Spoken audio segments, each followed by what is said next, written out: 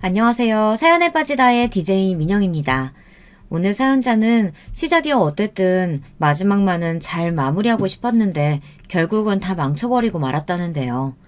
과연 어떤 사연인지 들어보겠습니다. 오늘도 두 가지 사연 준비되어 있는데요. 끝까지 들어주실 거죠? 그럼 바로 시작할게요. 구독과 좋아요 잊지 말고 꾹 눌러주세요. 안녕하세요. 저는 40대 초반 여자입니다. 저는 결혼한 지 벌써 5년이 넘었어요.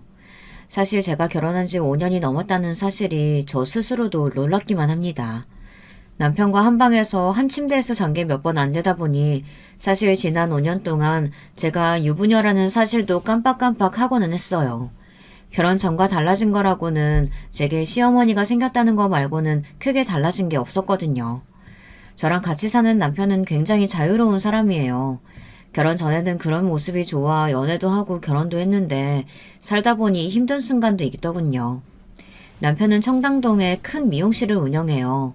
미용실이라는 게 주말이고 밤낮 없이 일이 있다 보니 항상 바빠요. 더군다나 남편은 대표다 보니 영업까지 해야 해서 매일 밤 모임에 술 약속이 끊이질 않습니다. 결혼 전에는 그런 모습이 멋있어 보였어요. 제가 남편이 운영하던 미용실 직원이었거든요. 그러다 보니 남편이 하는 일이 얼마나 중요한 일인지 누구보다 제가 잘 알았어요. 남편이 지금에야 청담동에 내로라하는 유명 미용실을 운영하고 있지만 몇 년 전에는 저와 남편 둘뿐인 작은 미용실이었어요. 제 실력과 남편의 영업 능력으로 우리는 미용실을 이만큼 키워냈습니다. 물론 시어머니의 도움이 있었어요. 손님이 늘기 시작하고 남편이 고정 고객을 끌어오고 나서 조금 더 넓은 공간으로 이사해야 했거든요. 남편은 결혼하기 직전에 시어머니께 돈을 빌렸어요. 청담동에 미용실을 차리는데 필요한 금액을 거의 다 빌렸습니다. 시어머님은 흔쾌히 빌려주셨어요. 하지만 조건이 하나 있었습니다. 결혼하면 시댁에 들어와 살라는 거였어요. 너희 미용실 차려준 돈, 너희 결혼시킬 때 집 사주려고 준비해놓은 돈이었어. 그런데 가게 차리는데 도와줬으니까 신혼집은 우리 집에 들어와서 살아라. 시어머니는 10년 전쯤 시아버지가 돌아가셔서 혼자가 되셨대요. 그 이후 시어머니가 좀 달라지셨답니다. 그전에는 그러지 않았는데 시아버지가 돌아가시고 나서는 자식에게 집착했대요. 더군다나 큰형이 결혼한 이후부터는 남편에게 결혼하지 말라고 했답니다. 평생 결혼하지 말고 엄마랑 살자고요. 남편이야 외로움을 많이 타는 엄마의 단순한 투정이라고 생각하는 것 같았지만 제가 보기엔 좀 과했어요. 마음 같아서는 월세를 살더라도 시댁에 들어가서 살고 싶지는 않았습니다. 그래서 처음엔 제가 혼자 살던 월세집에서 신혼살림을 시작하겠다고 했습니다. 제가 살던 집도 아직 계약 남았으니까 우선 거기서 시작해서 돈 좀 모이면 이사할게요. 그런데 시어머니는 생각보다 완강하게 나왔어요. 너 말 되게 쉽게 한다? 우리 아들이 왜 월세를 살아? 우리 아들은 그런 좁아터진 집에 살아본 적이 없어. 말도 안 되는 소리 하지 말고 그냥 우리 집에 들어와. 그게 싫으면 너희 친정에다가 돈 좀 달라고 하든지. 결혼 전에 시어머니를 많이 만나보지는 않았지만 만날 때마다 편하지는 않았어요. 시어머니는 남편에 대한 애정이 유별났습니다. 남편 말고도 위에 형이 하나 있는데 몇 년 전에 결혼하고 미국으로 발령이 나서 손주들까지 미국으로 가버렸다고 하더라고요. 그때 이후로 시어머니는 남편에게 더 집착하셨대요. 남편에게 결혼하지 말라고 하신 말도 그렇고 저에게 같이 살자고 하신 것도 그랬지만 뭘 하든지 시어머니께서 남편에게 1순위가 되고 싶어 하는 것 같았죠. 결혼 준비하면서도 시어머니와 남편과 같이 다닐 때 보면 이해되지 않는 행동이 많았어요. 드레스를 보러 가든 가구를 보러 가든 항상 따라오셨는데요. 시어머니는 항상 조수석에 앉아 계셨습니다. 시어머니는 항상 저더러 뒤에 타라고 하셨어요. 본인이 조수석에 앉아 남편을 챙기는 걸 좋아하셨죠. 어디를 가든 과일이나 간식을 싸와서 남편 입에 하나하나 넣어주셨어요. 어린아이처럼 티슈를 입까지 닦아주셨죠. 처음엔 막내 아들이라 더 애지중지 하시나 했는데 보다 보니 좀 과하더군요. 심지어 저를 의식해서 행동하는 것처럼 보일 때도 있었어요. 우리 아들은 내가 평생 먹는 거 입는 거 다 챙겨줘서 혼자 할 줄 아는 게 별로 없어. 세아가 네가 나처럼 옆에서 다 도와줄 때까지 네가 나랑 같이 살면서 배워야 할 게 많다. 하나하나 보고 다 배워. 30대 후반이 넘은 아들더러 자기 손으로 할 줄 아는 게 아무것도 없답니다. 저랑 결혼할 때까지도 시어머니는 남편의 속옷이랑 양말을 직접 다 손으로 빨아주시는 건 물론이고 아침마다 입을 옷이랑 양말까지 다 챙겨주셨대요. 거기다가 더 기가 막히는 건 남편이 몇 시에 들어오건 집에 들어와 씻으면 머리 드라이까지 해주셨다네요. 결혼 전 남편과 연애할 때는 상상도 못했던 일이에요. 남편이 워낙 성격도 밝고 긍정적이라 다른 모습은 보지 못했어요. 그렇다 보니 이야기를 들으면 들을수록 시댁에 들어가 살고 싶지 않았어요. 하지만 다른 방법이 없었죠. 시어머니 말처럼 저는 저를 도와줄 친정이 없었거든요. 저는 어머니가 일찍 돌아가셔서 고등학교 졸업할 때까지 아버지랑 단둘이 살았습니다. 아버지께서 동네에서 작은 구멍가게를 하셔서 가게 안에 쪽방에서 살았어요. 학교 끝나고 집에 오면 매일 가게를 보거나 가게 정리를 했어요. 아버지께서 굉장히 무서웠거든요. 학교도 보내주고 밥도 먹여주는데 당연히 밥값을 해야 한다고 하셨죠. 학교에서 야자를 하다 늦게 들어와도 난리가 났습니다. 학교 끝났으면 일찍 들어와서 아버지 도울 생각을 해야지. 어디서 딴짓하다가 이제 들어와? 놀다 늦은 거 아니고 학교에서 야자하다가 늦은 거예요. 야자 빠지면 선생님한테 혼난다고요. 대학도 안 갈 건데 야자는 무슨 야자. 내가 당장 학교에 전화해서 내일부터 너는 야자 빼달라고 할 테니까 그런 줄 알고 너는 학교 끝나자마자 집으로 와. 대학에 갈 생각도 해본 적 없지만 그렇다고 제 입으로 아버지에게 대학 안 간다고 말한 적도 없었거든요. 그런데 어쩜 하나밖에 없는 딸의 미래를 마음대로 정하시는지 모르겠어요. 바로 다음 날부터 저는 야자를 할 수 없었습니다. 학교가 끝나는 대로 곧장 집에 와서 가게를 봐야 했으니까요. 제가 가게를 보고 있으면 아버지는 어김없이 동네 복덕방에 나가 술을 마시고 노름을 했어요. 어머니가 돌아가시고 나서는 아버지의 유일한 낙이 술과 노름뿐이었죠. 동네 아저씨들하고 내기 노름을 하다 보면 돈을 잃는 날도 있고 따는 날도 있었는데요. 그날 집에 들어오는 거림거리만 봐도 저는 아버지가 돈을 땄는지 잃었는지 알 수 있었어요. 얼굴이 빨개져서 오자마자 발에 치이는 대로 차버리면 그날은 돈을 잃은 거였고요. 새벽까지 술을 마시다 해가 뜰 때나 들어오면 돈을 좀 딴 겁니다. 물론 딴 돈을 술값으로 다 쓰고 들어와서 돈은 하나도 없었지만요. 그래도 성질을 부리는 것보다 술에 취해 늦게 들어오는 게 저는 마음이 편했습니다. 그런 저를 동네 분들이 안쓰러워했어요. 반찬도 해다 주고 용돈도 주고는 하셨죠. 그 중에서도 저를 제일 많이 챙겨준 분이 바로 아버지 구멍가게 옆집에 있는 미용실을 하던 이모였어요. 제게 손재주가 있다며 미용 기술도 가르쳐 주셨죠. 그 이모가 아니었으면 혼자 나와 월세집도 못 구했을 거예요. 고등학교를 가 졸업한 저를 데려다 1년이나 기술을 가르쳐주며 월급도 주셨거든요. 덕분에 저는 아버지 구멍가게에서 분가해 나와서 혼자 살게 됐습니다. 제가 서울에 올라가서 일할 거라고 했을 때도 아버지께서 반대하셨어요. 그때도 이모가 도와줘서 그 지긋지긋한 구멍가게를 나올 수 있었습니다. 다 큰 계집애가 어디 혼자 올라가서 살아? 쓸데없는 짓 하지 말고 아버지 옆에서 얌전히 있다 좋은 남자 생기면 시집이나 가. 시집은 무슨 시집이야. 영순이는 손재주가 좋아서 어디 가나 성공한다니까. 아버지가 돼서 괜히 딸내미 앞길 막지 말고 하고 싶은 대로 하게 내버려 둬요. 다 그 딸내미 언제까지 끼고 있으려고 그래? 제 말은 안 통해도 이모 말은 통했습니다. 아버지는 연신 궁시렁거리면서도 결국엔 허락해 주셨어요. 그렇게 서울에 올라온 저는 여기저기 미용실을 돌아다니며 살았어요. 그러다 남편도 만난 거고요. 사실 서울에 올라와 남편을 만나기 전까지 제가 살아온 이야기를 하자면 제가 결혼을 하는 것도 용해요. 툭하면 아버지께서 노름하다가 여기저기 빚을 지어서 제가 갚아준 게 한두 번이 아니거든요. 타이밍도 기가 막힌 게 돈이 모일만 하면 사고를 쳐서 저는 적금을 들기만 했지 제때 받아본 적이 없습니다. 이런 상황이다 보니 제 형편의 결혼식을 올리는 것도 다행인데 집은 당연히 그림의 떡이었죠. 더군다나 결혼한다고 친정아버지께서 도와줄 상황도 아니었기 때문에 제가 살던 월세 보증금은 결혼 준비하고 나면 남는 것도 없었어요. 그렇다 보니 시댁에 들어가는 거 말고는 뾰족한 수가 없었습니다. 시어머니와 사는 게 아무리 싫어도 꾹 참아야 했죠. 저의 시집살이는 그렇게 시작됐어요. 시어머니께서 살던 집은 다행히 50평 가까이 되는 아파트로 중간 거실을 중심으로 공간이 둘로 나뉘어져 있었어요. 현관만 하나지 공간은 철저하게 나뉘어져 있어서 생각보다 불편한 점이 많지는 않았습니다. 저와 남편이 아침에 나가면 미용실 마감하고 밤에나 들어오니 시어머니와 특별히 마주칠 일이 많지는 않았습니다. 그런데 문제는 쉬는 날이었습니다.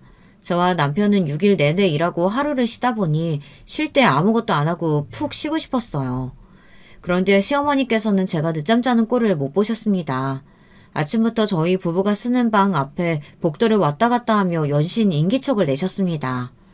남편이야 세상 모르고 코를 골며 자고 있었지만 며느리인 저는 눈치가 보이지 않을 수 없었죠. 결국은 쉬는 날도 평소처럼 오전 7시를 넘기자마자 일어나야 했어요. 제가 일어나 방에서 나오면 어머니는 제 남편이 깰까봐 조심조심 방문을 닫고 저에게 빨리 가서 아침 준비를 하자고 하셨습니다. 어머니께서는 음식에 진심인 분이셨어요. 특히나 아들이 먹을 음식이라면 더 열심히 준비하셨죠. 새벽 시장에서 사온 유기농 채소들과 고기도 항상 마시장에 들려서 좋은 부위로만 골라오세요. 신선한 재료로 간 만든 반찬과 찌개도 대단한데 거기다가 꼭 끼니 때마다 갓 지은 밥을 준비하시죠. 저도 처음엔 시어머니의 정성이 너무 대단한 것 같아 좋은 마음으로 함께 일어나 잘 차려보려고 했어요. 하지만 이게 보통 정성 가지고 되는 일이 아니더군요. 너무 피곤하다 보면 몸이 따라주질 않았어요. 하다 보면 내가 지금 뭘 하는 건가 짜증이 나기도 하고요. 한 번은 제가 밥상을 차리다가 살짝 졸은 적이 있어요. 그 모습을 보고 어머니께서 제 어깨를 툭 치셨습니다. 어머, 남편 밥상 차리는데 너는 잠이 오니? 너 그거 다 정성이 부족해서 그런 거야. 사랑하는 남편한테 이렇게 맛있는 밥상 차려줄 수 있다는 게 얼마나 기쁘고 설레는 일인데 너는 그런 중요한 순간에 졸고 그러니? 시어머니는 조선시대의 현모양처의 표본이었어요. 신사임당이 울고 갈 정도였죠. 물론 저도 남편을 사랑하기야 하지만 잠까지 줄여가며 밥상을 차리고 싶지는 않았어요. 그런 제 마음을 전혀 모르는 시어머니께서는 자꾸만 저에게 많은 일을 강요했어요. 출퇴근하면서 매번 밥 차리고 살림하는 것도 버거운데 저는 매일 시어머니에게 잔소리까지 들어야 했습니다. 저는 시간이 많지 않다 보니 빨래도 모아서 하게 되고 설거지나 냉장고 정리도 그때그때 빠릿하게 못했어요. 그런 저를 시어머니는 항상 못마땅해 했죠. 어쩜 너는 20살 때부터 혼자 살았다는 애가 이렇게 살림을 못하니? 혼자 살았을 때 얼마나 대충대충하고 돼지우리처럼 살았는지 안 봐도 뻔하다. 우리 아들은 평생 나랑 살아서 깨끗한 집에만 익숙한데 너처럼 살림했다간 우리 아들 병나겠다. 신경 좀 써. 저도 처음엔 시어머니께서 하시는 말을 듣고만 있었어요. 시어머니 입장에는 제가 하는 일이 마땅치 않으실 수도 있으니까요. 그런데 잔소리 듣는 것도 하루 이틀이지 매일같이 똑같은 소리를 반복해서 들으니 저도 질리더군요. 어머니, 저도 한다고 하는 거예요. 그리고 이 집이 저만 사는 집도 아니고 어머니 아들도 똑같이 먹고 쓰는 집인데 왜 저한테만 그러세요? 어머님 아들한테도 똑같이 시키세요. 뭐야? 너 지금 설마 내 아들한테 집안일을 시키라는 거니? 네가 버젓이 있는데 우리 아들이 청소니 빨래니 하는 그런 허드렛 일을 왜 해? 우리 아들은 자기 머리도 한번 말려본 적 없는 애야. 아무리 귀한 아들이어도 그렇지 요즘 세상에 둘 다 똑같이 나가 일하는데 저만 왜 매일 남편보다 1시간이나 일찍 일어나 밥상을 차리고 설거지까지 해야 출근할 수 있는지 모르겠어요. 거기다가 퇴근하고 들어와서도 청소에 빨래에 시어머니 시중까지 들어야 했습니다. 이건 결혼이 아니었어요. 꼭 직업이 하나 더 생긴 꼴이었죠. 어머니, 도대체 언제적 이야기를 하시는 거예요? 수철 씨도 이제 조금 있으면 40이에요. 그런 사람이 자기 밥그릇 하나 안 치우고 머리도 하나 못 말린다는 게 자랑이라고 하시는 거예요? 네가 부모 사랑을 못 받고 자라서 뭘 모르나 본데 본디 부모 사랑을 듬뿍 받고 자란 애들이 원래 다들 그래. 에이그, 이래서 가정교육이 중요하다니까. 어미도 없이 큰 네가 뭘 알겠냐? 시어머니는 이중인격이에요. 상견례 날 저희 친정어머니께서 일찍 돌아가셨다는 이야기를 들었을 때는 저에게 너무 안쓰럽다고 앞으로 본인이 친정어머처럼 잘해주겠다고 하시더니만 결혼하고 난 이후부터는 툭하면 제가 엄마 없이 자란 걸 가지고 꼬투리를 잡았어요. 가정교육 어쩌고 운운하면서요. 제가 말로는 상대할 수 없었어요. 사실 신혼 초에는 시어머니가 문제지 남편이 문제라고는 생각 안 했어요. 시어머니의 행동이 과하다는 걸 남편도 알고 있었으니까요. 그런데 그게 다 착각이었습니다. 같이 일할 때나 연애할 때는 몰랐는데 남편은 빵점짜리 남편이더라고요. 일 말고는 할 줄 아는 게 아무것도 없었어요. 안 그래도 시어머니랑 사느라 눈치 볼 게 한두 개가 아닌데 남편마저 도와주질 않았어요. 사실 시어머니께서 제가 남편 미용실에 나가 일하는 걸 마땅치 않아 하셨어요. 특히나 퇴근하고 집에 와서 식사하다 미용실 얘기가 나와 저와 남편이 이런저런 이야기를 나누면 어김없이 시어머니는 끼어들었습니다. 가장이 하는 일에 여자가 나서서 이래라 저래라 하는 거 남들 보면 뭐라고 하겠니? 명색이 네 남편이 대표인데 아내 말에 쩔쩔매는 거 보면 직원들도 대표 만만하게 보지 않겠어? 사실 지금이야 미용실 규모가 커져서 미용사도 많고 데스크 직원도 있어서 제가 하는 일이 많지는 않아요. 하지만 처음부터 남편과 제가 함께 시작한 가게이다 보니 저에게도 큰 의미가 있습니다. 제가 관리하는 고객들도 많다 보니 일을 소홀히 할 수가 없었죠. 그런데 시어머니는 당신 돈을 투자해 만들어준 당신 아들 가게이니 저에게 신경 쓰지 말라는 소리를 대놓고 하셨습니다. 미용실이야 우리 이 대표가 어련히 알아서 잘하는데 뭘 그렇게 일일이 간섭하니? 너는 괜히 일에 나서지 말고 하루라도 빨리 애 가질 생각부터 해라. 시어머니는 제가 일을 그만두고 집에서 살림하며 아이를 키우기를 바라셨는데요. 하지만 저는 그러고 싶지 않았어요. 일이 좋은 것도 있지만 시어머니와 하루 종일 집에 있는 건 저에게 곤욕이었거든요. 그래도 미용실에 출근하는 날은 시어머니에게 잔소리를 덜 먹으니까요. 시어머니께서는 호심탐탐 저를 일을 못하게 만들 구실만 찾고 계셨습니다. 제가 속이 좀 안 좋다고 하거나 얼굴색만 나빠져도 바로 임신한 것 아니냐고 테스트기를 건네세요. 가끔 그런 시어머니가 이해가 안 돼요. 저를 그렇게 예뻐하시는 것도 아니면서 왜 그렇게 저를 집에 가둬두려고 하시나 싶어서요. 저는 그런 시어머니의 마음을 모른 척 외면하고 매일 가게가 바쁘다는 핑계로 일을 포기하지 않고 있습니다. 물론 제가 좋아하는 일이라고 해서 힘들지 않은 건 아니에요. 10시 마감하고 집에 오면 11시가 다 되는데 그때 와서도 저는 쉬지를 못합니다. 남편은 양말, 바지, 티셔츠 등등을 아무데나 허물 벗듯이 바닥에 던져놓습니다. 여보, 빨래바구니가 버젓이 있는데 왜 이렇게나 아무데나 던져놔? 나도 같이 일하고 들어와서 피곤한데 내가 당신 뒤치다거리까지 해야겠어? 당신이야말로 이까진 일이 뭐라고. 일하고 들어와서 힘든 나한테 굳이 잔소리까지 해야겠어?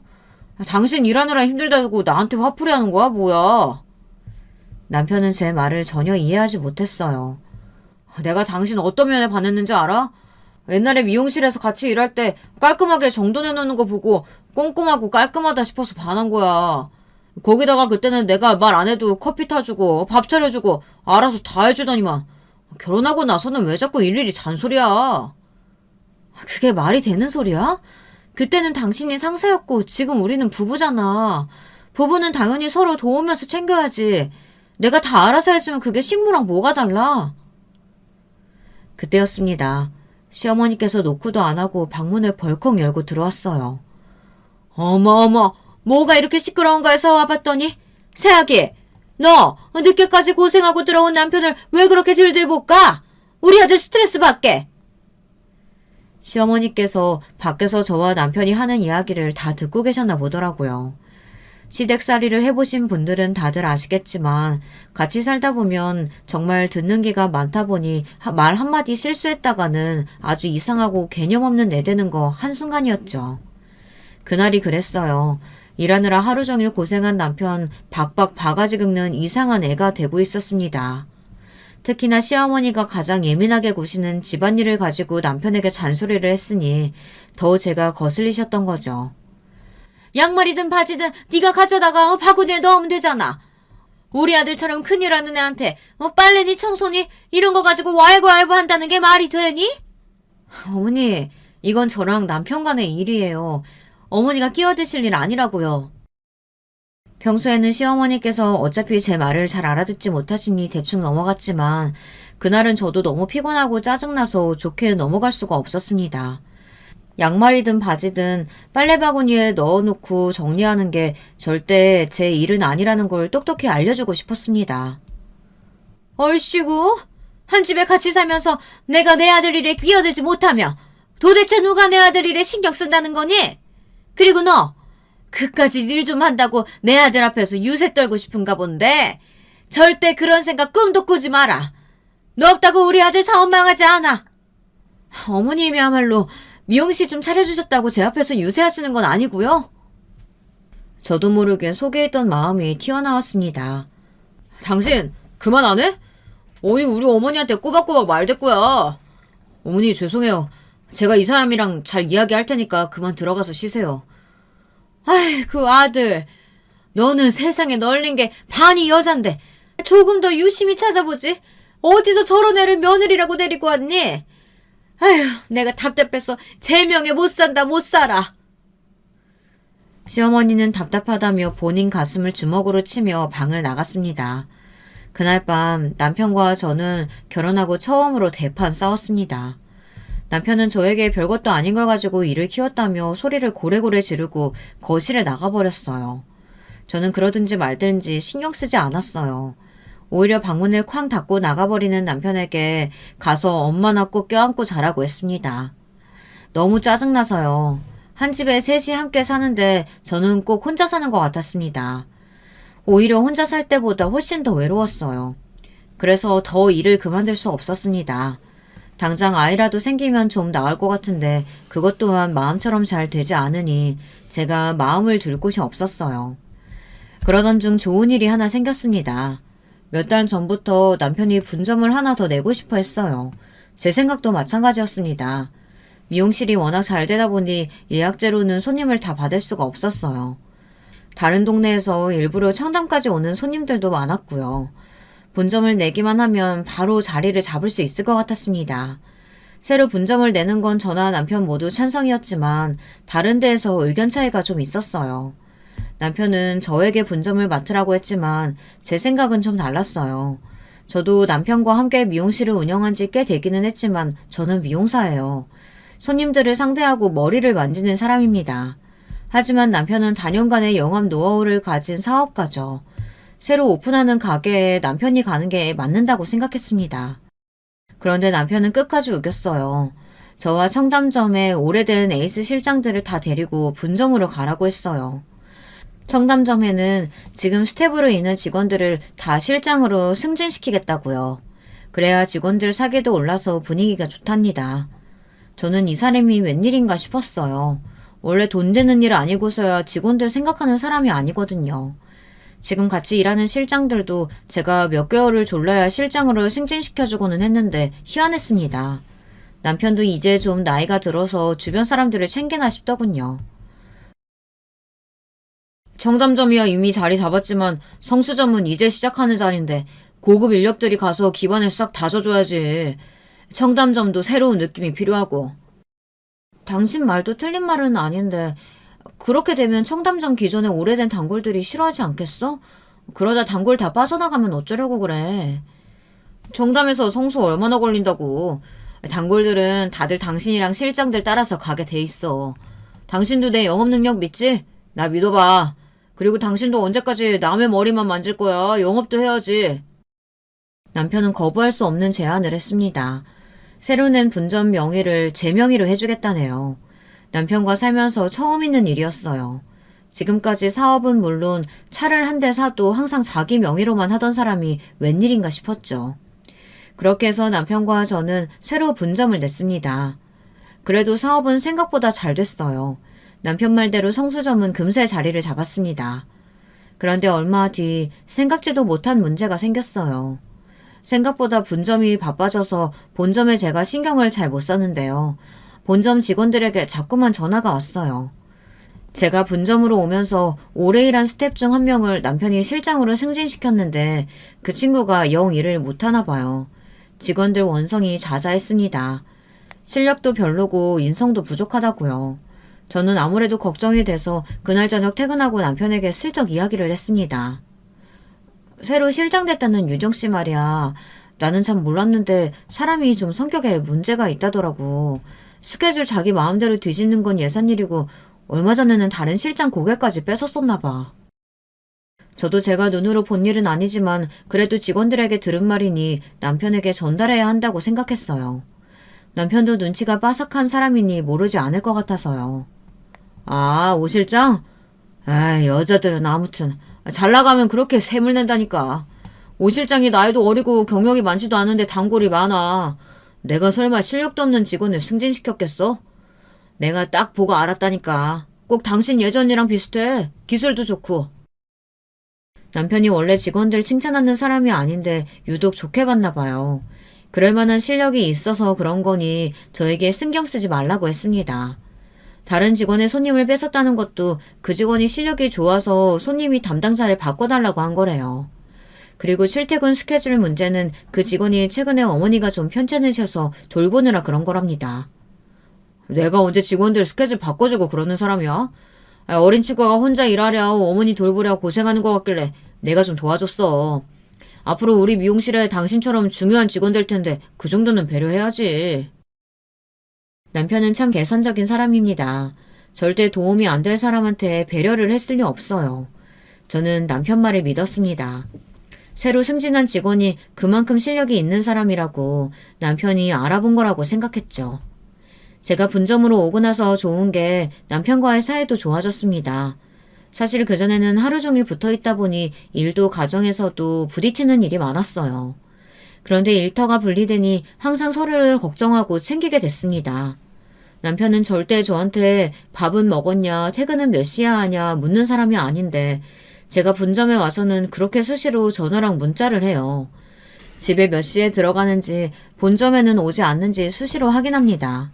같이 일하는 직원들이 꼭 신혼 같다고 놀릴 정도였죠. 남편과 사이가 좋아지니 자연스레 저도 남편을 챙기게 됐습니다. 본점보다 분점 마감 시간이 빠르기도 하고 집에서 가까워서 제가 먼저 퇴근했거든요. 퇴근하고 돌아오면 저는 밀린 집안일도 하고 저녁 밥상을 차렸습니다. 하루 종일 떨어져 있었으니 저녁이라도 남편과 오붓하게 먹으려고요.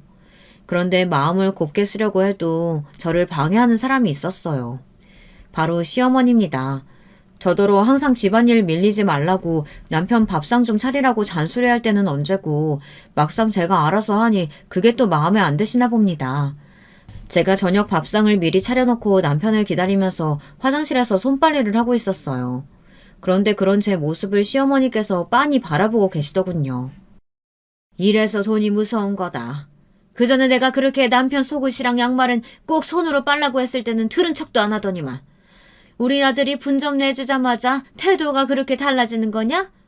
아이고, 너도 이제 보니까 곰이 아니라 여우였구나. 할 일 없으면 그냥 누워서 잠이나 자든지 아니면 텔레비전이나 볼 노릇이지. 시어머니는 괜히 제게 시비를 걸었습니다. 그때야 제가 너무 바빠서 여유가 없어서 그랬죠. 분점은 본점보다 규모도 작고 퇴근 시간도 빨라서 제가 여유가 좀 생겨서 그래요. 여유가 생겼다는 애가 밥상은 저게 뭐니? 내가 알던 반찬만 고스란히 올려놨네. 이왕 차리는 거 뜨끈한 국이라도 좀 끓여. 퇴근하고 들어온 애가 국도 없이 밥이 넘어가겠어? 집에 일찍 들어와서 좋은 것만 있는 건 아니었습니다. 시어머니는 역시나 놓치지 않고 잔소리와 구박을 늘어놓으셨어요. 그이 저번에 건강검진 받을 때 보니까 혈압 올랐다고 국이나 찌개 웬만하면 먹지 말라고 했어요. 어머님도 그 일 생각해서 간 적당히 하세요. 어머님 반찬 좀 짜요. 저도 며느리 생활이 몇 년인데 이제 웬만한 건 다 받아쳤습니다. 뭐야? 기껏 매일 내 손으로 직접 해다 먹였더니 내 반찬이 짜? 얼씨구, 너는 그렇게 건강해가지고 시집 온 지가 몇 년인데 아직 손주도 하나 못 낳냐? 아이고, 어디서 저런 거를 데리고 와서는 며느리라고. 아유, 내 팔자야. 아유, 내 팔자야. 결국은 시어머니의 잔소리는 항상 저와 남편 사이에 아이가 없다는 걸로 마무리되고는 했습니다. 이제 하도 들어서 제 귀에 딱지가 생길 지경이었죠. 그러던 어느 날이었어요. 이른 아침이었는데 누군가 초인종을 눌렀습니다. 시어머니께서 나가시는 것 같길래 저는 외출 준비를 하고 있었어요. 그런데 잠시 후 믿기지 않는 일이 벌어졌습니다. 시어머니께서 저를 부르셨습니다. 좀 나와보라고요. 저는 시어머니의 다급한 목소리에 놀라 거실로 나갔습니다. 그런데 웬 젊은 여자가 고개를 푹 숙인 채 거실에 서 있었어요. 그런데 언뜻 여자를 다시 보니 아는 얼굴이었습니다. 어머, 청담점의 유정 씨 아니에요? 맞다. 실장으로 승진했다고 했으니까 이제 오 실장이네요. 오 실장님이 우리 집에 무슨 일이세요? 그랬습니다. 남편이 있는 청담점 직원이었어요. 저도 오다 가다 몇 번 보기도 했고 최근에 소문이 좀 있어서 기억해요. 같이 일하는 다른 직원들이 오 실장을 별로 안 좋아하더라고요. 남자 손님들에게 꼬리쳐서 다른 실장의 손님을 뺏어가기도 하고 외제차를 타거나 직업이 좋은 남자 손님에게 따로 연락하기도 한다고요. 거기다가 저희 남편에게 잘 보여서 승진도 다른 직원보다 빨리 했다고 말이 좀 있었습니다. 워낙 말이 많은 동네이다 보니 저와 그러려니 했는데 갑자기 연락도 없이 집까지 찾아오니 무슨 일인가 했습니다. 그런데 뭔가 분위기가 이상하더군요. 아는 체는 제가 했는데 오 실장은 저희 어머니에게 용건이 있어 보였어요. 안녕하세요, 어머님. 사모님 말씀처럼 저 청담장 직원 오유정이에요. 대표님 어머님께 드릴 말씀이 있어서 찾아왔어요. 저는 순간 알 수 없는 묘한 느낌이 들었습니다. 차분하게 고개를 들며 이야기를 꺼냈는데 눈동자가 쉴 새 없이 흔들리는 게 어딘가 불안해 보였죠. 시어머니는 도대체 무슨 일이길래 집까지 찾아온 거냐고 빨리 말하라고 다그쳤습니다. 그러자 오 실장이 슬그머니 허리를 피며 배를 내밀더군요. 그러더니 한다는 말이 경악스러웠습니다. 저 임신했어요. 이 아이 대표님 아이예요. 어머님, 제발 저 좀 받아주세요. 저 받아주시면 이 집에서 어머님이랑 이 대표님 왕처럼 모시면서 살게요. 순간 저는 제 두 귀를 의심했습니다. 임신이라니 말도 안 되는 일이었어요. 그런데 그때였어요. 시어머니께서 오 실장, 아니 상간년 연의 배를 시그머니 내려다보았습니다. 그러더니 한다는 말이 가관이었어요. 정말이야? 그쪽이 내 아들아이 임신했다는 게? 네, 맞아요. 여기 아기 초음파 사진이에요. 어머님께서 혹시나 제 말을 못 믿으실까봐 아드님이랑 데이트할 때 찍은 사진도 가져왔어요. 상간년 여는 아무래도 마음이 급했나 봐요. 자기 손으로 불륜 증거 사진을 다 들고 와서는 시어머니에게 보여주더군요. 오 실장, 너 제정신이야? 바람 피운 게 뭐가 그렇게 당당해서 그런 몸을 하고 여기까지 찾아와?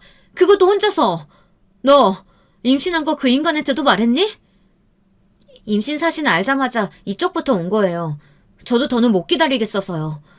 오빠, 사모님 불쌍해서 도저히 이혼 못하겠대요. 그래서 제가 대신 말해주려고 왔어요.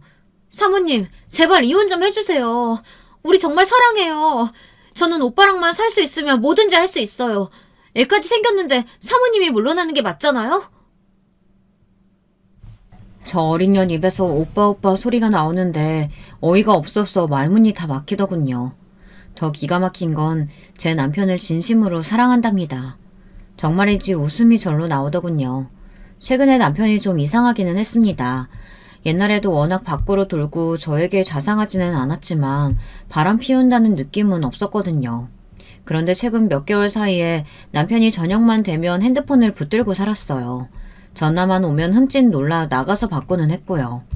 아무래도 이상해서 누구냐고 물으면 남편은 항상 제가 모르는 친구라고 둘러댔어요. 요즘 들어 돈 빌려달라는 친구놈들이 많다고 투덜거리면서요. 저는 남편의 말을 감쪽같이 믿었습니다. 그럴 수밖에 없는 게 최근에 남편이 저에게 유독 잘했어요. 저에게는 물론이고 얼마 전 친정 아버지께서 알코올 의존증이 심해서 요양원을 알아봤는데 그때 남편이 병원을 알아봐준 건 물론이고 병원비를 다 내줬어요. 그랬으니 저로서는 남편을 의심할 이유가 없었죠. 그런데 제가 대답을 하지 않고 멍하니 서 있자 곧바로 상간녀년이 다시 저를 쏘아붙였어요. 대표님, 저한테 진심이에요.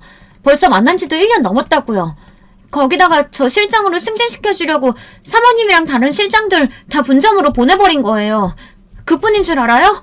우리 어머니 아프다고 하니까 매일 죽 사들고 병원에 병문안까지 갔어요. 저는 순간 어안이 벙벙해서 아무 말도 할 수 없었습니다. 벌써 둘이 만난 지 1년이 넘었고 남편이 저에게 분점을 넘긴 것도 다 저 상간녀년 때문이라네요. 그때였어요. 상간녀녀는 곧바로 시어머니의 팔을 붙잡았어요. 시어머니의 팔에 매달려 애걸복걸 사정했습니다. 본인을 며느리로 받아달라고요. 더 어이없는 건 시어머니의 태도였습니다. 당신의 팔에 매달려 있는 상간녀를 바라보는 눈빛이 예리했어요. 위아래로 꼼꼼히 훑어보고 계셨죠. 진짜 우리 아들 위해서라면 뭐든지 할 수 있어? 나랑 우리 아들을 왕처럼 대할 수 있고? 어머니, 지금 뭐 하시는 거예요? 제가 버젓이 여기 있는데 뭐 전현을 며느리로 들이기라도 하시겠다는 거예요? 시어머니가 멀쩡한 정신 상태가 아닌 거야 진작 알고 있었지만 이 정도인 줄은 몰랐습니다. 저를 버리고 상간녀년을 며느리로 들일 생각인 것 같았어요. 이왕 이렇게 된 거 나한테는 차라리 잘 됐잖아. 어차피 너 내 마음에도 안 들고 애도 못 낳는데 이 집에 더 있을 이유가 어딨어? 젊고 이쁜 애가 내 아들 새끼를 가졌다는데 지금이라도 너 이혼시키고 후다닥 재혼시키는 게 나한텐 이득이지. 순간 시어머니 입에서 이득이라는 말이 나오는데 온몸에 소름이 쫙 돋더군요. 더 떨어질 정도 없다고 생각했는데 아주 오만정이 뚝 떨어졌어요. 저는 시어머니와 더 말을 섞을 것도 없이 곧바로 남편에게 전화했습니다. 그리고 지금 당장 집으로 오라고 했어요. 집에 당신 여친 와 있으니까 지금 당장 집으로 튀어와.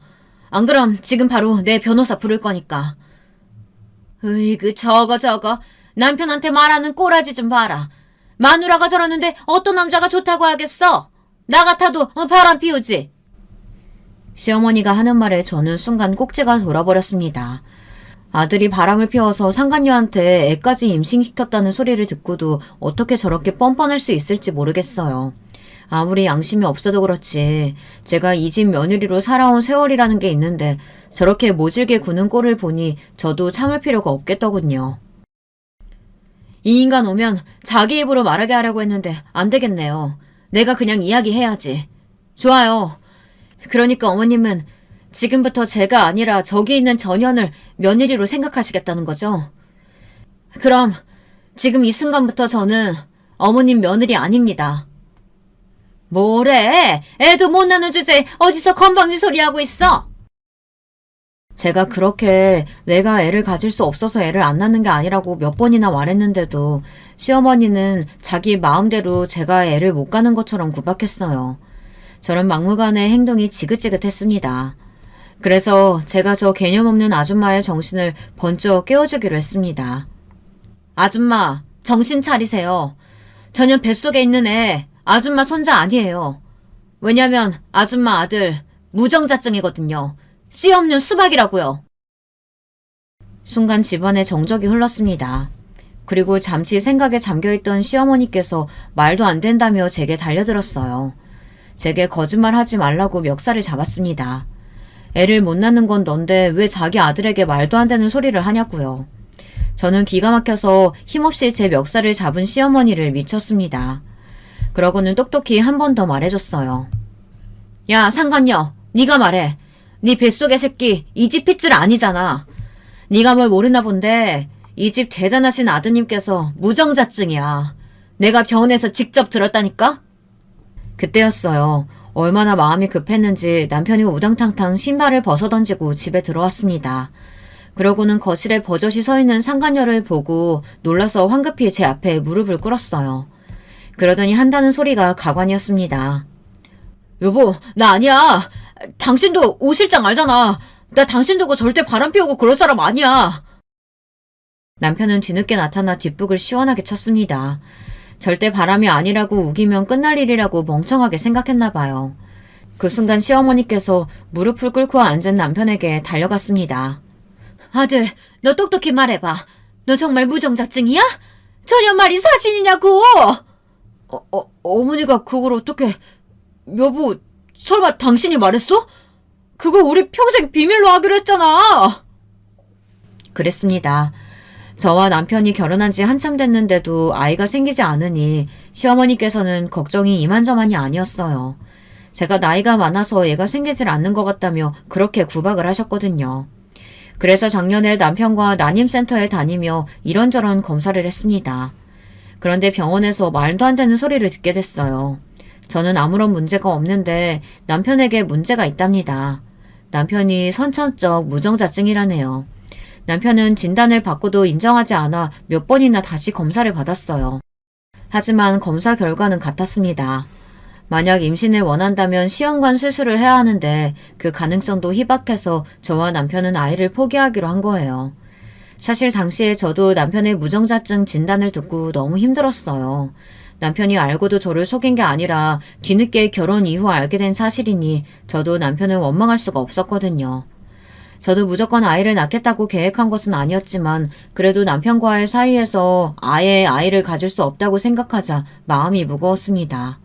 더군다나 시어머니께서 아이를 원하셨으니까요.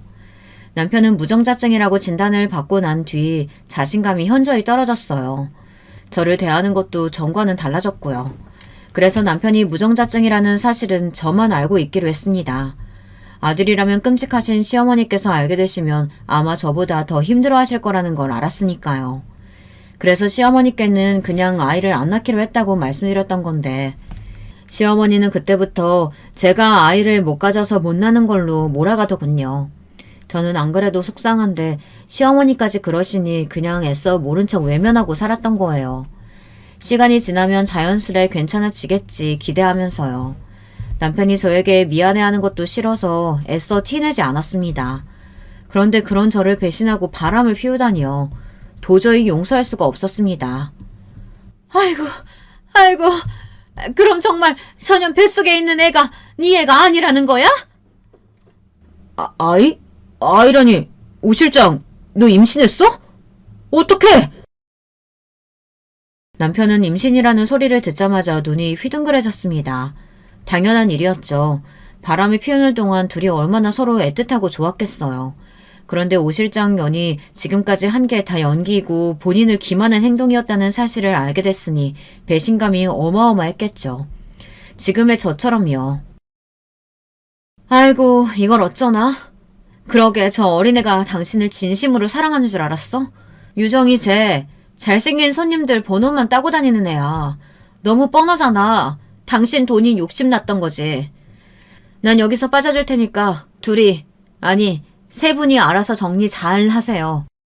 여보, 자기야, 왜 이래? 나 쟤랑 아무 사이도 아니라니까? 저런 천박한 애랑 내가 미쳤어? 야, 너 어디서 사기를 쳐? 당장 안 꺼져? 남편은 쓰레기 중에 쓰레기였습니다. 상간녀 오 실장이 본인을 속였다는 사실을 알자마자 내쳐버렸어요. 그러게! 우리 아들이 그럴 리가 없는데 어디서 저런 근본도 모르는 애가 기어들어왔어? 아가, 우리 오늘은 나가서 외식할까? 이 재미가 쏠게. 와, 1시간 사이에 도대체 저에게 무슨 일이 생긴 건지 모르겠어요. 믿었던 직원의 사기, 남편의 불륜, 시어머니의 배신, 잠깐 사이에 인간의 가장 밑바닥을 경험하고 말았습니다. 저도 시어머니가 싫었어요. 남편의 마마보이 기질도 싫었습니다. 하지만 제가 선택한 사람이고 가족이니 제가 잘하고 노력하다 보면 언젠간 서로의 허물도 받아주고 이해하는 진짜 가족이 될 수 있을 거라고 기대했습니다. 그런데 제가 아주 잘못 알고 있었어요. 역시나 사람은 고쳐 쓰는 게 아니었습니다. 저는 그제야 정신이 번쩍 드는 것 같았어요. 여기서 벗어나야겠다. 이 인간들과 다신 상종하지 말아야지. 그런 생각만 들었습니다. 저는 그대로 방에 들어가 짐부터 쌌습니다. 짐을 들고 거실로 다시 나왔을 때 상간녀년이 울며불며 남편에게 매달려 있더군요.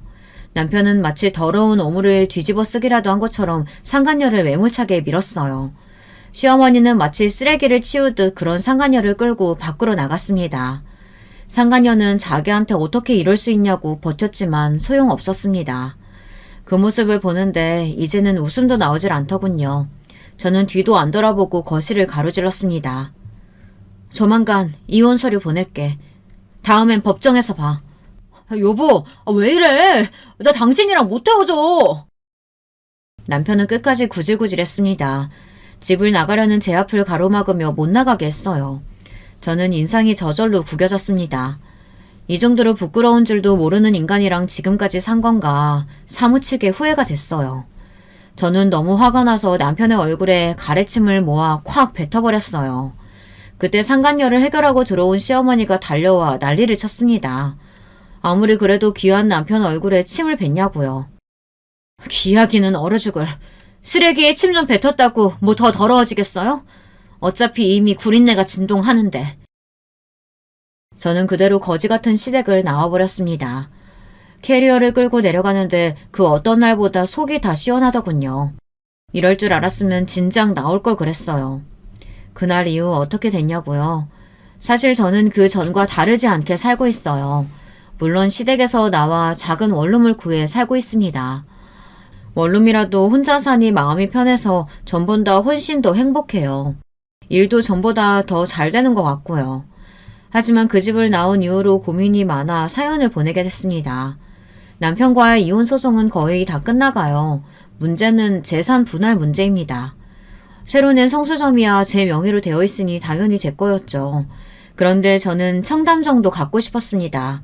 남편과 살면서 행복했던 일이라고는 하나도 없는데 위자료라도 받아야겠어요. 남편은 성수점 가져갔으면 된 거 아니냐고 어떻게든 청담점은 뺏기지 않으려고 해요. 저희 쪽 변호사님은 이미 남편이 바람을 피워 이혼 사유를 만들었다는 증거를 제출한 상태지만 아직 최종 판결이 나지 않았습니다. 변호사 말이 청담점까지 받기는 쉽지 않을 거래요. 다른 큰 귀책 사유가 있지 않으면요. 그래서 저는 고민 중입니다. 아직 남편이 무정자증이라는 사실은 공개하지 않았어요. 변호사님은 남편이 무정자증이라는 사실을 숨기고 결혼했다고 주장하자고 했습니다. 증거는 찾으려고 하면 차고 넘친다고요. 그렇게 되면 청담점을 뺏어오는데 훨씬 더 유리하다고 했습니다. 저는 아직 결정하지 못했어요. 사실 병원에 남편과 함께 갔을 때 의사가 무정자증이라고 이야기를 하며 남편에게 물었어요. 남들보다 2차 성징이 늦었을 수도 있고 신체적인 특징이 좀 달라서 알았을 수도 있다고요. 그때 남편이 의사에게 화를 내며 본인은 전혀 몰랐다고 소리를 질렀습니다. 그때야 남편이 안쓰러워서 그냥 넘어갔지만 지금은 저도 고민이 돼요. 남편처럼 자기밖에 모르는 인간이 혹시나 그 전에 알고도 나에게 속인 건 아닐까 의심됩니다. 하지만 한편으로는 제가 제 욕심 챙기겠다고 남편의 상처를 만천하에 공개하는 꼴이 되는 거니 마음이 편하지만은 않습니다. 어차피 둘이 살기 싫어서 하는 진흙탕 싸움이지만 이렇게까지 해야 하나 싶기도 하고요. 여러분들의 생각은 어떠세요? 제가 남편의 모든 치부까지 다 공개하고 뺏을 수 있는 건 다 뺏어보는 게 제 속이 시원해지는 길일까요? 저는 잘 모르겠습니다. 얼마 뒤에 최종 판결을 앞두고 있는데 아직도 결정하지 못했어요. 인생 선배님들께서 제가 어떻게 하면 좋을지를 판단하셔서 의견을 좀 댓글로 남겨주세요. 댓글 하나하나 세심하게 읽어보고 저도 조금 더 고민해보도록 하겠습니다. 끝까지 저의 이야기 들어주셔서 감사합니다. 여러분의 가정은 언제나 평온하시길 바랄게요. 여러분, 두 번째 사연 시작하기 전에 좋아요, 구독 꼭 눌러주실 거죠? 그럼 두 번째 사연 바로 시작합니다. 안녕하세요. 저는 서울에 살고 있는 40대 워킹맘입니다. 일하는 엄마라서 그런지 늘 바쁘긴 하지만 가끔은 제 얘기를 누군가에게 털어놓고 싶을 때가 있더라고요. 여기에서 본인 얘기들을 하시는 분들은 이런저런 반응도 들을 수 있으니 그런 것들이 부럽기도 했었어요. 제가 사연을 보내게 된 건 다름 아닌 우리 시댁 때문이에요. 아마 다들 예상하실 듯한 그분의 얘기는 아니에요. 예를 들어 시어머니라던가 시아버지 같은 부분들이 문제가 돼서 그런 건 아니고요. 제 손아래 동서 때문이랍니다. 저와 5살 차이가 나는 동서는 사실 처음 만났을 때도 인상이 아주 특이하긴 했었어요.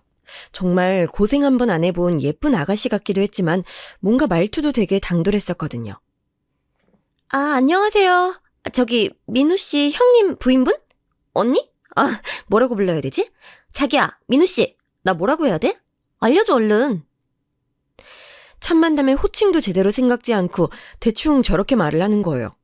사실 그 남편 될 사람인 우리 서방님이 안 가르쳐준 탓도 있었지만 보통 집에서는 저런 거 알려주지 않나요? 그보다 처음 만났다고 해도 자기랑 이제 가족으로 지낼 사이인데 첫 대면부터 모든 게 너무 자기 마음대로고 예의 없게 느껴지더라고요. 일단 제가 나이나 뭐나 윗사람이니까 감안하고 편히 말을 걸긴 했는데 뒤에 돌아오는 반응도 되게 깜찍하더군요. 이제 우리 호칭은 형님 동서로 부르게 될 것 같아요. 저기 일단은 오늘 어머니께서 음식을 다 한다고 하셔서 우리는 커피 정도만 준비하면 되는데요. 동서라고 부를게요.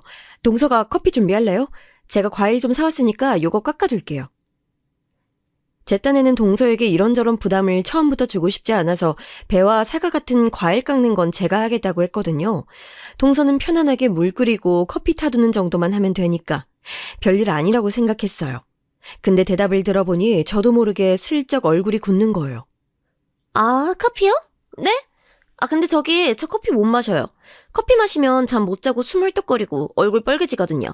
그래서 친구들 만나면 저는 맨날 커피 말고 과일 주스 마시는데요. 뭐지? 형님? 형님이라고 부르는 거죠? 형님 혹시 과일 주스 같은 건 따로 안 사오셨어요? 저 오렌지 주스 좋아하는데? 아니 뭘 어쩌자는 건지 제가 무슨 시켜서 사오는 사람도 아니고 자기 친구한테 편히 말하듯이 너무 아무렇지 않게 말하는 거예요. 미안한 기색도 조금도 없어 보였고 미안한 기색이 있다고 해도 문제 아닌가요? 그 정도는 자기가 신경 쓰는 게 맞지 않나 싶더라고요. 하지만 황당한 마음을 좀 누른 다음 다시 말을 했어요. 그런 부분은 생각을 못했네. 동서는 커피를 못 마시는구나. 내가 따로 사오진 않았는데 필요하면 저기 아래 마트 가서 사오시면 될 것 같아요. 일단은 어른들은 대부분 커피로 통일할 것 같고요. 지금은 아니고 이따가 밥 먹고 난 다음에 준비하면 될 거예요. 그러자 동서는 또 제 말을 듣자마자 너무 철없이 자기 남편 서방님을 마구 불러대는 거예요. 네네 알겠어요. 자기야! 아니 민우씨! 나랑 마트 좀 갔다 오자. 여기 커피밖에 없대. 나 오렌지 주스 아니면 자몽 주스 먹을 건데. 자기는? 아무튼 걸어가긴 귀찮으니까 빨리 차 타고 가자. 차 끌고 나와 얼른. 그러면서 어머니가 준비하시는 거 같이 도울 생각은 않고 대뜸 마트부터 간다는 거예요. 정말 어이가 없었지만 첫 만남이고 하니 붙잡고 말하기도 그렇고 그리고 대체 이게 뭐라고 제가 불러서 하나하나씩 말해야 되는지도 모르겠더라고요. 이후에도 동서의 이런 판을 깨는 돌발 행동들은 계속됐습니다. 사실 저희는 가족들끼리 여행 같은 거 잘 하지도 않고 당시 제가 결혼 5년 차였는데도 한 번도 다녀온 적이 없었어요. 아버님도 몸이 좋지 않으셔서 다리도 불편하시고 어머니는 젊은 사람들이랑 어울리는 것을 썩 쉽게만 생각지 않으시더라고요. 몇 번 제안을 했을 때도 괜찮다고 하셨고요. 그런데 어느 날 갑자기 정말 너무 당황스럽게 동서가 단톡방을 만든 거 있죠. 이때 회사에서 일하다가 여기저기서 깨지고 정신없던 저는 난데없이 카톡에 무슨 50몇 개가 와 있는 걸 보고 기겁을 했어요. 놀래서 들여다보니 웬 단톡방 안에 제가 들어가 있고 사진들이 쭉쭉 올라와 있더라고요. 자세히 보니 동서가 여행을 가자면서 시댁 가족들이 모인 방을 만든 거예요. 그러면서 거기 있는 사진 속 장소들 중 고르셔라 어째라 얘기를 하고 있더군요. 전 너무 당황해서 곧장 동서에게 전화를 걸었어요. 저기 동서 바쁘지? 다름이 아니고 지금 만들어둔 단톡방 말이야. 이게 뭐야? 우리는 이런 단톡방 만들어서 뭐 해본 적이 없는데. 나 회사에서 일하다가 조금 놀랬어. 뭐 때문에 이거 만든 건지 설명해 줄 수 있을까? 전 웬만해서 시댁 고부 갈등이나 형님 동서 갈등이니 그런 구도는 만들고 싶지 않기에 최대한 정중하게 그리고 약간은 거리가 있는 상태로 물어봤어요. 그런데 동서는 정말 세상 너무 맞고 발랄하게 자기만의 생각으로 말을 하는 거예요. 속 터져 죽겠더라고요, 진짜. 제가 초반부터 느꼈던 그 묘한 불안감, 어디로 튈지 모르는 그 활발함은 역시 정상적인 게 아니었어요. 형님, 단톡방이요? 이번에 저희 결혼한 지 반년이 지났고 곧 여름이니까 가족들끼리 여행 가면 좋을 것 같아서요. 민우 씨가 가족들끼리 놀러 가본 적이 한 번도 없다고 했거든요. 얼마 전에 저희 친정 가족들이랑도 여행 다녀왔으니까 이번엔 시댁이랑도 가보자고 했어요. 민우 씨도 너무 좋아하고 어머니도 너무 좋아하실 것 같아요. 형님 갈 수 있으신 거죠? 여기서 얼마나 진땀이 나던지 심지어 어머니 반응도 안 물어본 것 같더라고요. 제가 통화하면서 카톡방을 쓱 훑어보니 어머니 아버님은 대답을 안 하고 계신 상태였어요. 동서 어머니랑은 얘기 아직 안 해본 거지. 동서 말 맞다나 우리는 시댁 가족들끼리 여행을 다녀본 적은 없어. 근데 그렇게 필요하다고 여기지 않아서야. 우리도 시도는 했었는데 부모님도 딱히 상관없다고 명절에 만나는 정도로 괜찮다고 하셨거든. 그리고 아버님 다리도 불편하신 건 자기도 알잖아. 어디 멀리 움직이시는 걸 못하셔. 외부에서 식사도 힘들어하시고. 아무튼 이런 거는 일단 상의를 하고 만들었으면 좋을 것 같은데. 저는 이런 말을 하면서도 진짜 뭔가 거절을 하고 부정적인 상황을 뜻할 때 그게 얼마나 힘든 건지 체감하게 됐어요. 뭔가 일을 벌리는 거야 쉽지만 그런 사람에게 대고 안 된다고 말할 때 너무너무 폼이 들고 눈치 보게 되더라고요. 좀 알아들어 주었으면 좋겠는데 생각 외로 동서도 고집이 대단했어요. 아, 왜요? 이번에 기회 만들어서 가면 되죠. 그리고 아버님이요? 차로 돌아다니면 되지 않을까요? 저희랑 형님네랑 번갈아서 아버님 모시면 될 것 같은데요? 우리 차이나 형님네 차에 타시게 하고 돌아다니면 되잖아요. 아버님 다리 아프시다고 여행도 못 다니시고 너무 안 됐어요. 민호 씨가 너무 안타까워하더라고요. 자식들 중 누구도 아버지 모시고 어디 다닐 생각 못 했다고. 이번에 우리 친정이랑 다니면서 슬퍼했어요. 그러니까 이번에 꼭 시간 내서 가요, 형님. 네? 와, 이렇게 막 밀어붙이는데 안 갈 수도 있다는 것은 전혀 계획에 없는 것 같더라고요. 결국 이 흐름에서 도저히 벗어날 수 없었던 우리는 거의 끌려가듯 여행을 가게 됐습니다. 하지만 왠지 모르게 불안불안했던 제 예감은 조금도 틀리지 않았어요. 뭐 친정 가족들과도 가봤다면서 아무것도 걱정하지 말고 회비만 내라고 했었거든요. 그래놓고서는 첫 단추부터 잘못 끼워진 거예요. 일단 출발하는 당일부터 동서와 서방님은 아주 크게 한바탕 싸웠는지 시댁 앞에서 차갑고 모였을 때도 표정이 장난 아닌 거예요. 동서는 어머님 아버님이 앞에 계신데도 불구하고 자기 남편한테 엄청 틱틱거리면서 뭐라고 하더군요. 자기가 이거 책임진다고 했잖아. 아, 왜 숙소를 지금 얘기하는 건데? 난 이거 말고 야외 수영장까지 있는 거 말했는데, 아, 이게 뭐야? 계획 다 망가졌잖아. 사진 찍을 것까지 다 챙겨왔는데. 그러면서 동서는 짜증을 냈고 서방님은 서방님대로 꽤나 곤란한 얼굴을 하고 있었어요. 보다 못한 제가 중재에 나섰고 다른 것들은 다 체크가 되어 있는지 물었는데요. 이거 답하는 내용마다 정말 가관도 아닌 거예요. 동서, 일단 숙소 예약은 된 거잖아. 그럼 됐어. 갈 때는 우리가 아버님 모시도록 할게.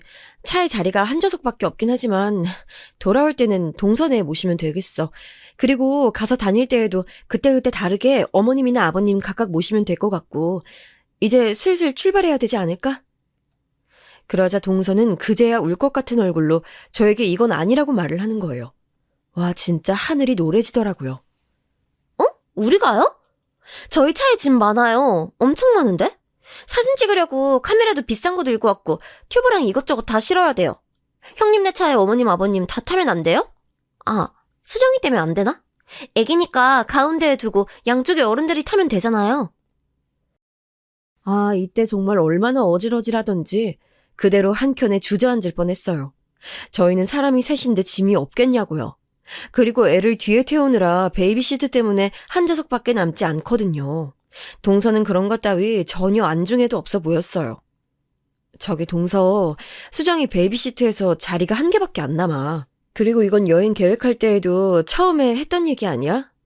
그러자 동서는 뾰루퉁한 표정을 짓더니 당장 또 서방님한테 짜증을 내면서 일을 넘기더라고요. 이것부터 투닥거리면서 대체 무슨 일정 내내 부모님들을 모시겠다는 건지 조금도 납득되지 않았어요. 하여간 우여곡절 끝에 다리가 불편하신 아버님을 좀 더 신경 쓸 수 있는 건 우리일 것 같더라고요. 아버님도 손녀랑 같이 타고 싶어 하셔서 그렇게 모셨고 어머니는 동선의 차에 타고 오셨는데요. 나중에 펜션에서 만나서 다 같이 내렸을 때 아주 그쪽 차 분위기가 장난이 아닌 거예요. 어머니는 말씀도 별로 없으신 분인데 대뜸 내리자마자 저한테 와서는 누가 자리 좀 바꿔달라고 하시더라고요. 네? 어머니 왜 그러세요? 뭐 불편한 일 있으셨어요? 괜찮아요, 어머니. 저한테 말씀해 보세요.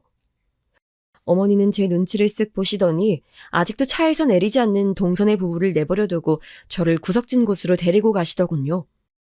아유, 예. 나 불편해서 혼났다. 쟤네 뭐 그렇게 차에서 계속 싸우대니? 아주 가시방석이야, 진짜. 아이, 뭐 중간에 껴들어서 말리지도 못하겠어. 그리고 쟤는 결혼한 지 얼마나 됐다고 지 시애미 앞에서 이혼을 하니마니 하고 자기 남편을 잡아대는 거야. 내가 너무 물러터진 시애미인가 싶기도 하고. 아유, 오는 내내 아주 마음 불편해서 혼났어. 하여간 어쩜 이렇게 돌아오는 내용들마다 다 퍼펙트하고 기가 막힌 얘기들 뿐인 걸까요? 전 아무래도 큰일 난 것 같아서 최대한 빨리 이 상황을 수습해야겠다 싶더라고요. 그리하여 펜션에서 보낸 첫날은 신혼부부 싸움에 저희 가족과 어머니 아버님이 내내 눈치를 보며 하루를 어찌어찌 마무리했습니다. 서방님이 기분 풀어주려고 하는 게 보이는데도 동서는 듣지 않았고 내내 심드렁한 얼굴로 짜증만 내는 거예요. 결국 두 번째 날도 동서는 뾰루퉁에 있고 밥 먹으러 가서도 설렁설렁 다니고 그러다가 돌연 돌발 행동을 하는 거예요. 이때는 저도 한 소리를 했어요. 저 운전해서 카페 좀 갔다 올게요. 아무리 생각해도 분이 안 풀려요, 형님. 민우 씨가 저렇게 쫌생이 같고 지멋대로 구는 인간인지 몰랐네요. 가서 저 달달한 것 좀 먹고 스트레스 풀고 와야겠어요. 그러면서 아무렇지 않게 차키를 집어들기에 전 얼른 데리고 뒤쪽으로 나와서 말을 했어요. 동서, 뭔가 착각하는 것 같은데 이 여행 오자고 했던 게 누구야? 동서 아니야? 어른들 모셔와 놓고 불편한 아버님까지 대등하게 해서 이렇게 힘들게 다니고 있는데 어딜 간다는 거야. 서방님과의 관계는 모르겠지만 여행 다 마치고 집에 가서 둘이 죽이 되던 밥이 되던 싸우던지 해. 이런 건 어른들 불편하게 하는 거야. 아직 식사도 안 마치셨는데 자기 혼자 그렇게 가버리면 걱정하시잖아. 그런데도 동서는 속절없이 타들어가는 제 속도 모르고 이런 말을 하는 거예요. 왜 걱정을 하시는 거예요? 차 타고 여기 10분 거리에 있는 카페 갔다 올 거예요. 그렇게 오래 안 있을 거고 거기 위험한 것도 아니에요. 지금 낮인데 여자 혼자 술 마시러 가는 것도 아니고 뭐가 위험해요? 이건 뭐 순진한 건지 자기 위험할까봐 걱정하는 줄 알고 괜찮다며 해맑게 웃더라고요. 그게 아니라고 몇 번을 다그치다가 결국 직접적으로 딱 잘라 말을 했고 결국 저와 동서의 사이도 싸해지게 됐습니다. 그게 아니라고. 부부가 나란히 왔는데 한쪽이 따로 돌아다니면 어른들한테 심력 끼치는 거 아니야? 동서 오는 차에서도 그렇게 싸웠다며. 어머니가 어쩔 줄 몰라 하시고 너무 힘들어 하셔. 지금 밥도 잘 못 드시고 집에 얼른 가고 싶다고 하신다고. 사람이 일을 시작해서 진행을 해놨으면 마무리는 해야지. 중간에 혼자 기분 나쁘다고 그렇게 가버리는 게 어딨어. 다른 사람들은 편해 보여 지금? 동서는 대체 친정에서 뭘 배운 건지, 아니 자기 친정 식구들이랑은 무슨 오냐오냐 대접해주는 여행을 하고 왔는지 몰라도 하여간 시댁 여행에 와서도 친구들에게 하는 마냥 굴더라고요. 제 말에 단번에 기분 나쁜 표정을 짓더니 이제는 원망의 대상을 저에게 돌리더라고요. 뭐라 말하진 않았지만 그날 집으로 다들 돌아갈 때까지 내내 입이 대빨 나와서는 저한테 말도 안 걸었어요. 우리 애는 그 여행이 너무 힘들었는지 집에 가자고 울어댔고 그런지 아이에게 예민한 것 같다고 동서가 뭐라 하는데 너무 짜증나더라고요. 결국 그렇게 끝나버린 최악의 여행은 처음이자 마지막이 된 것 같아요. 이후로 그 누구 하나 여행 얘기를 꺼내는 사람이 없거든요. 그런데 시간이 지나서 동선에도 그렇게 맨날 싸우고 지지고 볶는 것 같더니 얼마 안 되어 임신을 했어요. 근데 그것도 너무 웃긴 게 자기 임신해서 불편하다며 시댁 못 온다고 하는 거예요. 그 말은 또 어머니 말고 저한테 전하더니 대신 말해달라는 거예요. 이쯤 되니 전 큰 고민거리가 생겼고 끙끙 앓다가 남편에게 토로했어요. 아무리 봐도 정서가 나를 너무 물로 보는 것 같아. 아니 지가 직접 말하면 되지 왜 그걸 나한테 부탁해? 지가 입이 없어 발이 없어. 임신을 세상 자기 혼자만 하냐고. 나도 해봤고 어머니도 해봤잖아. 100번 양보해서 시댁 오기 싫다고 쳐. 그럼 지가 말하면 되잖아. 짜증나.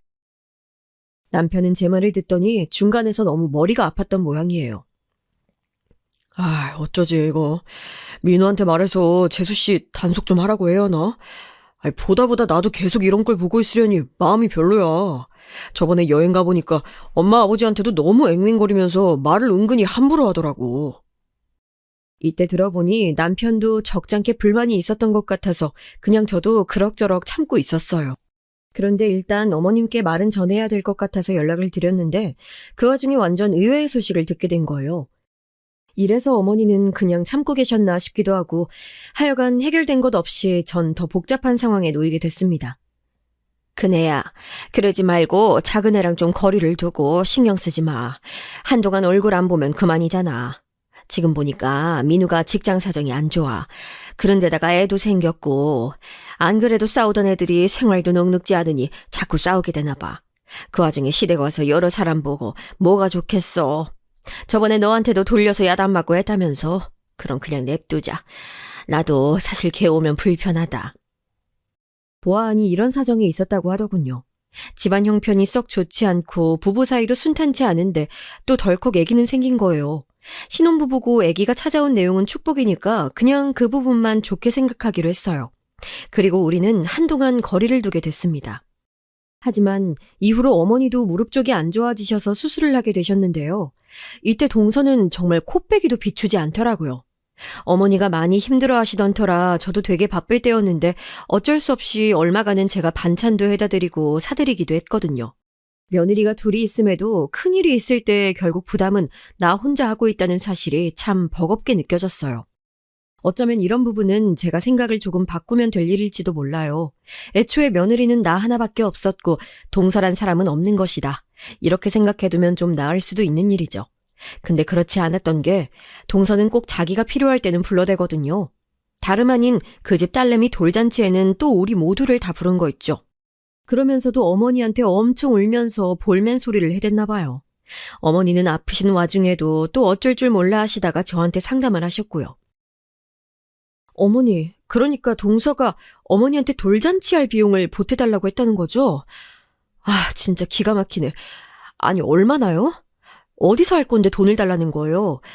빌려달라는 거예요? 아니면 눈 딱 감고 그냥 달라는 거예요? 제 예상과 크게 다르지 않게 동서는 어머니한테 돈 달라 소리를 했더라고요. 돌려서 말하지도 않고 직구로 던졌다네요. 아유, 하나밖에 없는 딸내미 돌잔치 해야 되는데 민우가 돈이 얼마 없는 것 같다고 계속 울더라고. 생활비는 근근히 있다고 하지만 돌잔치 할 형편이 안 된 모양이야. 그럼 안 하고 넘어가는 게 어떠냐고 했더니 그럴 순 없다고 아주 통곡을 하더라.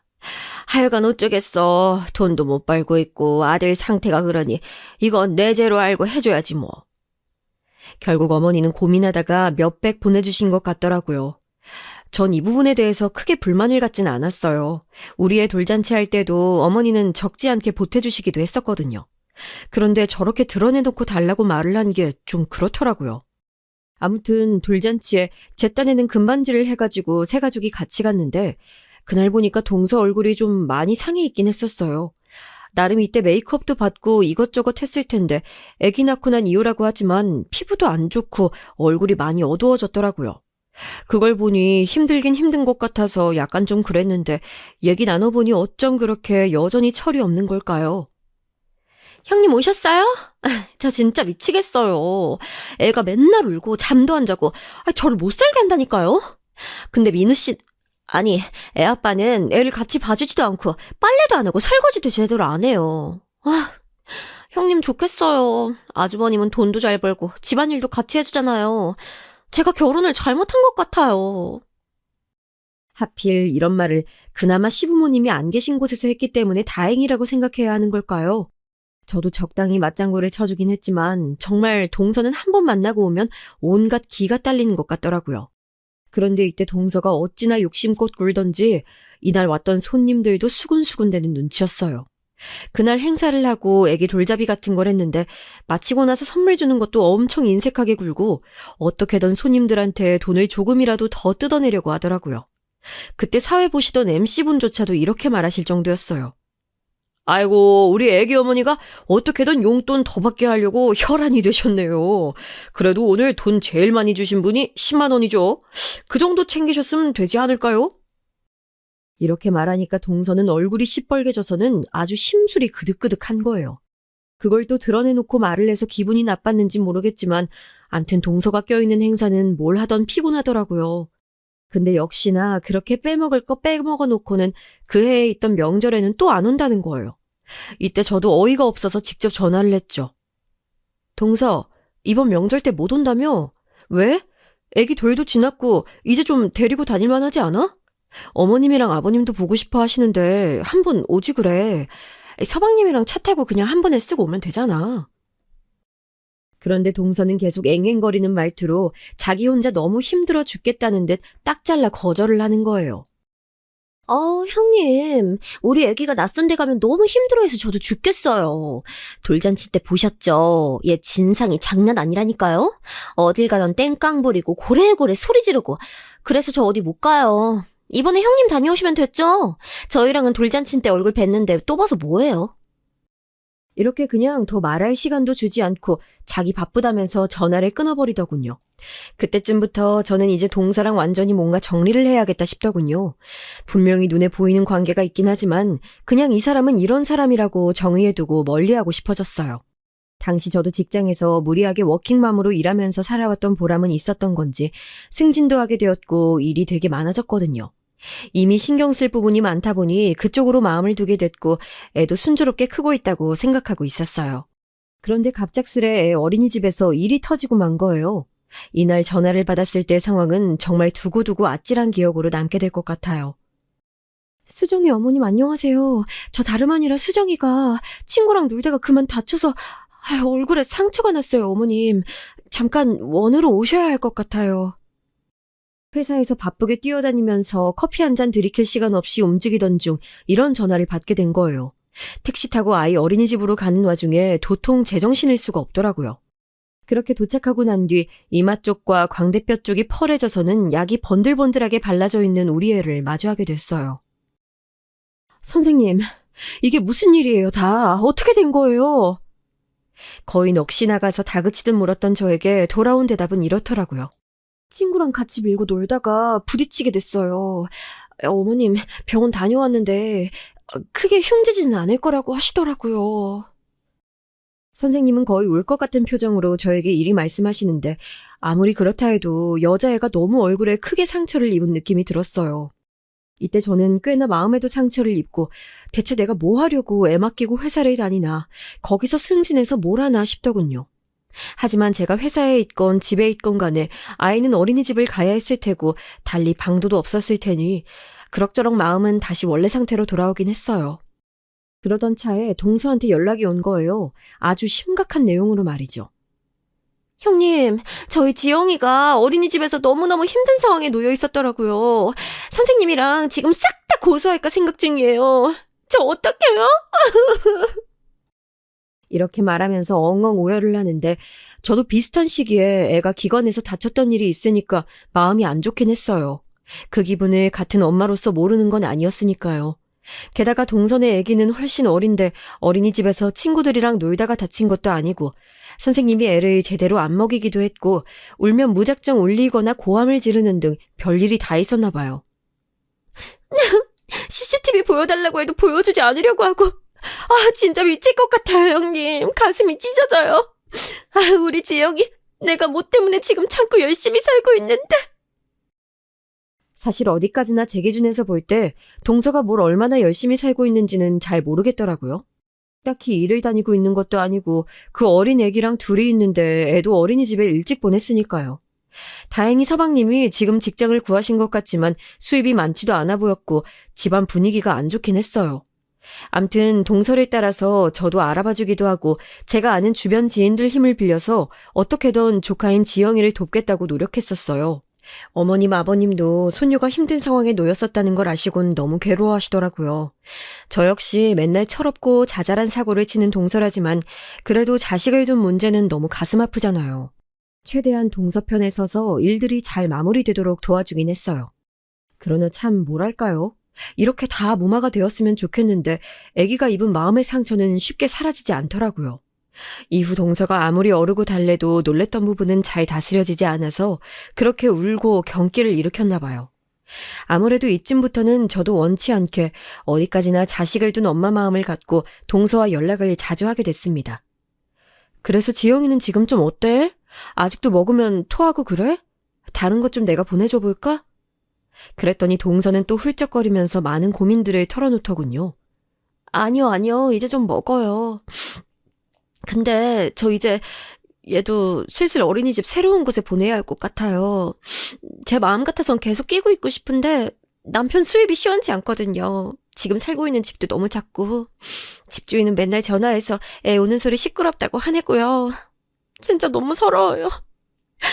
저 사실 형님이 너무 부러워요. 집도 크고 넓고 형님 본인도 여자로서 능력이 있어서 돈도 잘 벌고.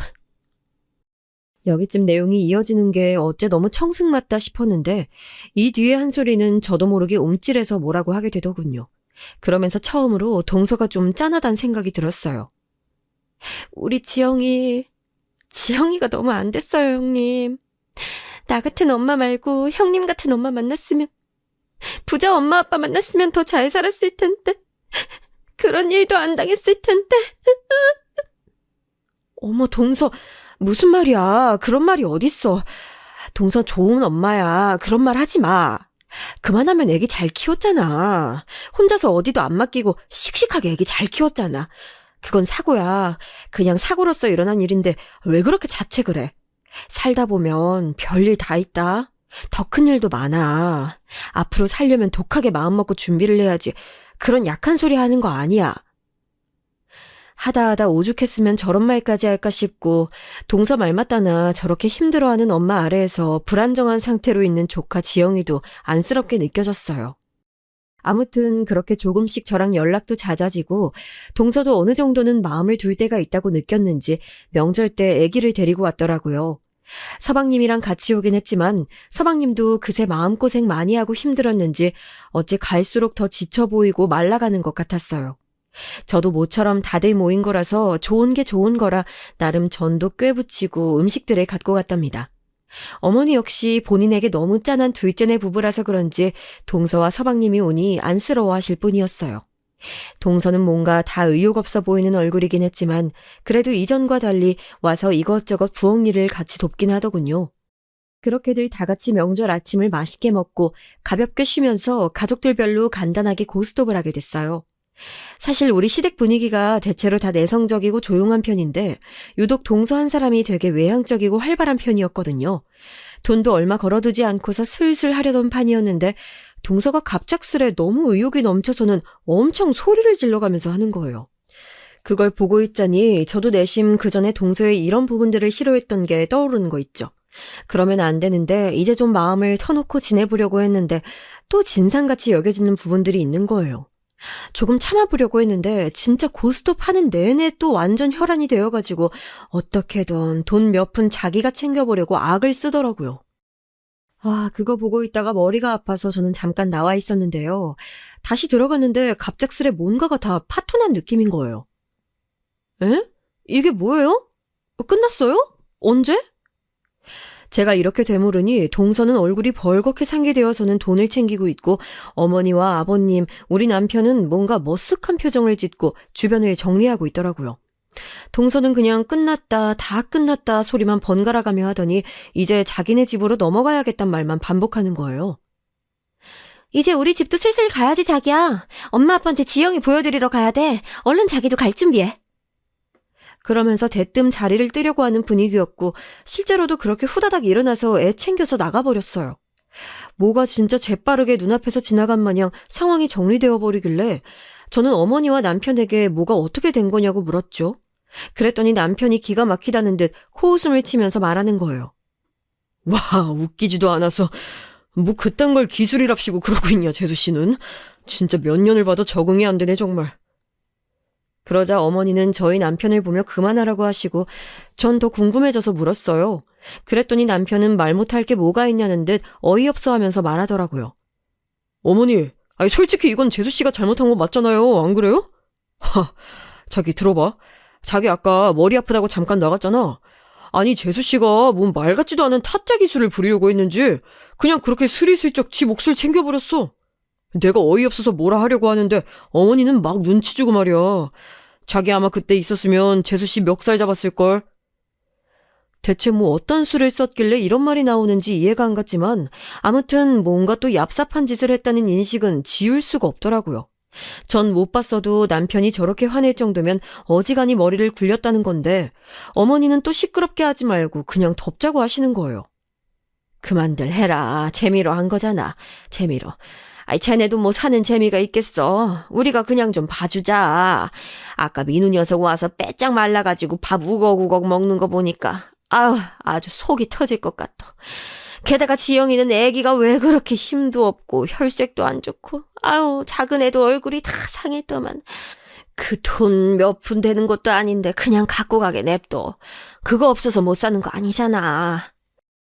어머니는 웬만하면 다 덮고 그냥 넘어가자고 하시는데 남편 말 맞다나 저도 제가 상황을 직접 당했으면 어지간히 화냈을 것 같더라고요.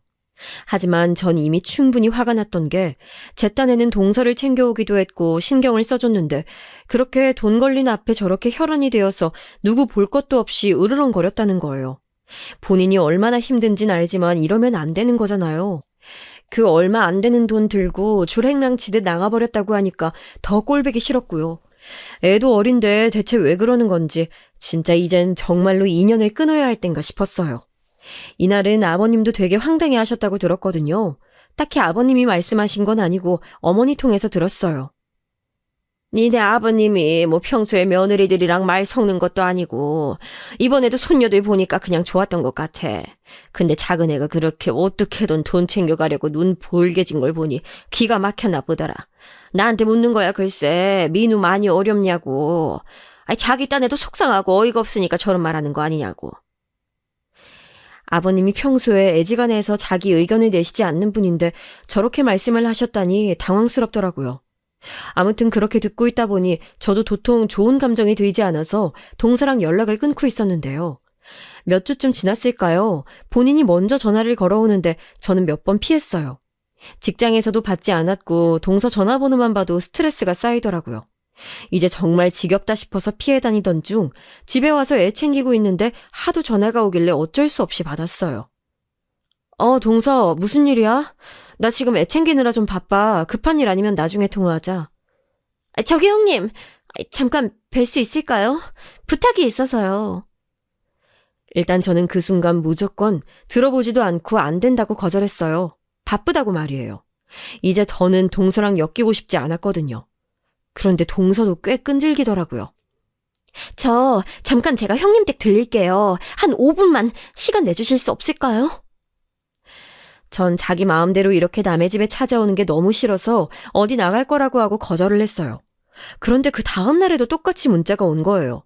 잠깐만 만나달라, 이후로는 더 연락드리지 않겠다나요.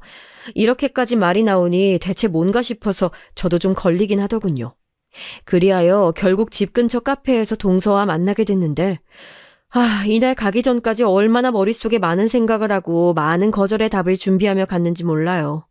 뭘 얘기하건 뭘 부탁해오건 또 뭘 신세를 지려고 하건 간에 저는 무조건 눈 딱 감고 안 된다고 하려고 했거든요. 그런데 이날 동서가 저에게 꺼낸 얘기는 역시나 아무튼 제 예상 밖에 있는 얘기였더라고요. 형님, 오늘 이렇게 찾아온 건 이유가 있어요. 드릴 말씀이 있어서요. 그건 나도 알아. 근데 나도 뒤에 일정이 있어서 말이야. 우리 빨리 용건 얘기하고 각자 볼일 보자. 이렇게 냉정하게 말을 툭 잘라내고 빨리 얘기가 진행되길 원했는데요. 이후로 나온 얘기는 들으면 들을수록 약간 숨이 답답하게 만드는 내용이더라고요. 동서에게 가진 반감이 더 심해졌다기보다 역으로 이게 물로 씻어내는 듯 쭉 가라앉는 느낌이었어요. 제가 이번에 좀 죄송해서요. 아무튼 이거 받으세요, 형님. 그렇게 말하면서 동서가 제 앞에 내민 것은 쇼핑백 2개였어요. 이게 뭐냐고 했더니 선물 세트 작은 걸 넣었다고 하더군요.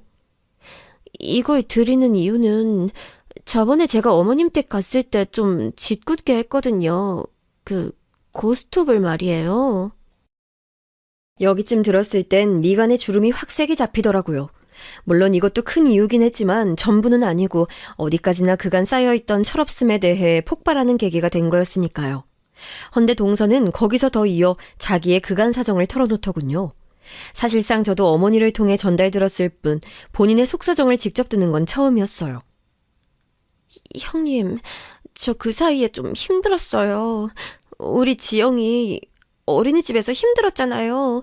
그래서 제가 애기 데리고 일해보려고 친구랑 동업을 시작했어요. 남편 벌이가 자꾸 왔다 갔다 하니 너무 힘들어서요. 제 마음도 힘들고 집에 있으면 괴롭고 애기를 또 어린이집에 보내긴 겁나고 그래서 데리고 일을 시작해봤는데요. 친구한테 사기를 당했어요.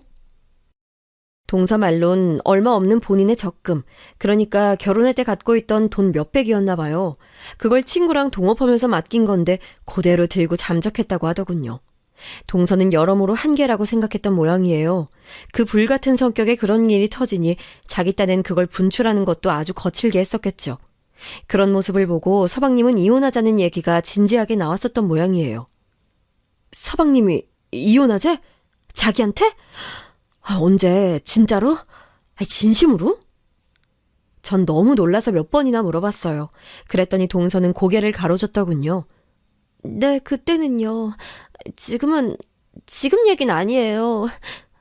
사실 제가 그러면 안 되는데요, 형님. 죄송해요, 형님. 동서는 이쯤부터 말을 제대로 잇지 못하고 엉엉 울기 시작했고 전 가장 궁금하고 답답한 부분에서 얘기가 턱 막혀버려 어쩔 줄 몰랐어요. 헌데 얘기를 듣고 보니 너무 상황이 안 좋더라고요. 죄송해요. 그게 다시 말씀드리자면 그때 제가 너무 힘들어서 그만 이제 애기도 보고 다 놔두고 자유로워지고 싶다는 생각이 들어서요. 결국 동서의 얘기를 종합해보자면 그 즈음에 충격이 너무 커서 그런지 안 좋은 생각까지 했다는 거예요.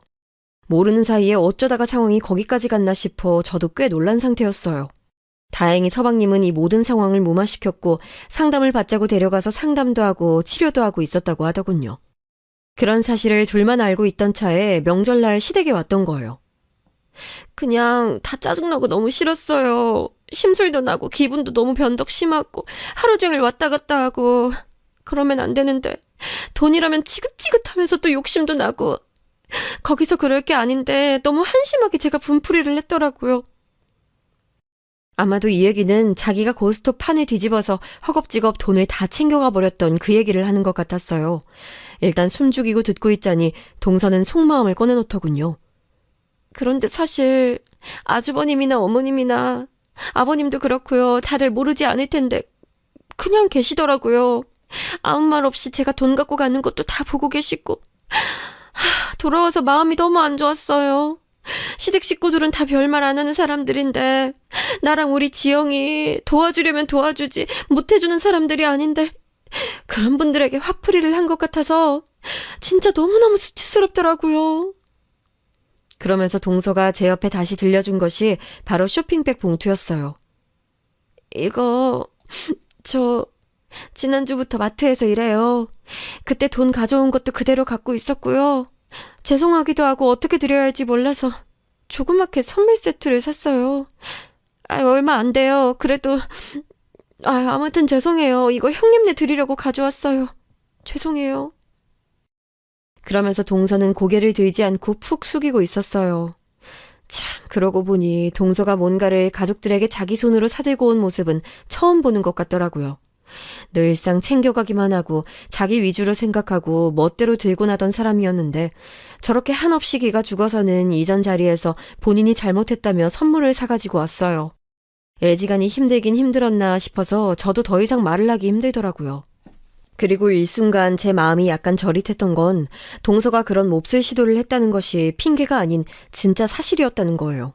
얼굴이나 여기저기 혈색이 완전 나빠진 걸 보니 극단적 시도를 했던 걸 보고 서방님이 얼마나 기가 막혔을지 얼마나 자기네 삶을 원망했을지 상상이 안 되는 거예요. 멍하니 그냥 보고만 있는 저를 보고 동서는 조심스레 말을 잇더라고요. 저 이제 잘 살아볼 거예요, 형님. 울고 어쩌고 있어도 아무것도 안 되네요. 아무도 도와주지 않아요. 제가 지영이 생각하고 남편 생각하고 해서 열심히 살아야 될 것 같아요. 이런 때에는 친정 식구들도 안 도와주더라고요. 도와줄 형편도 안 되고요. 동서의 이런 모습은 뭐랄까 제가 그간 봐왔던 모습과 전혀 매치가 되지 않는 모습이긴 했어요. 맨날 어떻게든 자기 이익을 챙기려고 하고 남 신경은 전혀 쓰지 않고 가정에도 딱히 매이기 싫어하는 것 같았거든요. 저 아마 그날 이래저래 시댁에서도 싸움 붙고 그랬으면 진짜 이성 잃고 다 뒤집었을지도 몰라요. 그만큼 제정신은 아니었어요. 다 제 잘못인데 그냥 막 싸우려 들었을 것 같아요. 남편도 제가 그럴까봐 몰래 챙기고 한 거 알면서도 말하지 않았대요. 그냥 다 너무 죄송하고 미안하고 그래요. 동서는 저렇게 말하면서 일어났고 어머니께도 가보겠다고 하더군요. 이후로 어머니께 얘기 들어보니 저한테 말했던 대로 얘기하며 다녀갔다고 하고 아무튼 동서는 그 뒤로 잠잠히 직장을 다니는 것 같아요. 사실 시댁 식구들이며 저희 남편도 그날의 동서에게 불만이 엄청 많았는데 그냥 꾸역꾸역 어찌할 수 없이 앞에서 참았던 거죠. 특별히 동서를 안쓰러워해서 그런 건 아니었어요. 어쩌다 보니 화낼 타이밍을 못 참고 그런 거였는데 어찌 보면 또 아찔하기도 하네요. 여차하다가 그날 불이 잘못 붙어서 싸움이 날 수도 있었을 상황이었으니까요. 아무튼 동서는 가족들에게 말하지 않았던 다소 날카로운 자기의 행적들을 털어놨고 애기 잘 키우면서 살겠다고 말했어요. 솔직히 전 동서가 그 정도로 그런 시도를 할 정도로 요지경인 상태를 살고 있는지는 몰랐어요. 그나마 그날 묵인하고 넘어갔던 시댁 식구들의 태도가 어느 정도는 약이 돼서 누군가는 자기를 눈 감아주고 수용해준다는 생각을 했었나 보더군요. 마지막에 왔던 문자에 이렇게 적혀 있었어요. 그나마 나를 받아주고 이해해주려는 사람이 있다는 생각이 들어서 더 수치스럽고 이제 잘 살아야겠다고 생각했어요. 그동안 죄송했어요, 형님. 어머니께도 사과드릴게요. 정말이지 동서의 이런 변화는 아직도 되게 얼얼하고 생소하게 느껴져요. 결혼 몇 년 차가 되어도 어떤 변화가 있어도 늘 한결같이 철이 없었는데 자기 나름 아픈 생채기를 겪으며 시간을 보냈나 봅니다. 어머니는 울컥했다고 목이 메었다고 하시더군요. 걔가 그런 일까지 있었는지 내가 어떻게 알겠냐. 근데 그런 상태였다니. 암튼 이제는 잘 살 거라고 하니 믿어봐야지. 하여간 걔네는 인생이 뭐 하나 참 쉽게 가는 게 없네. 아무쪼록 잘 살았으면 좋겠다. 너도 중간에서 고생했어. 이런 어머니의 말씀을 들으니까 저도 생각이 여러모로 많아지는 듯 하네요. 동서의 저런 변화는 쉽사리 보기 힘든 상황이기도 하고 자식을 둔 같은 엄마로서 좀 더 힘을 내주었으면 하는 바랄 뿐이에요. 철이 없고 사람들에게 함부로 하기도 하고 본인도 그렇게 누군가에게 함부로 당하기도 했었지만 이젠 그런 일이 없기를 단단하게 살아가길 바랄 뿐입니다.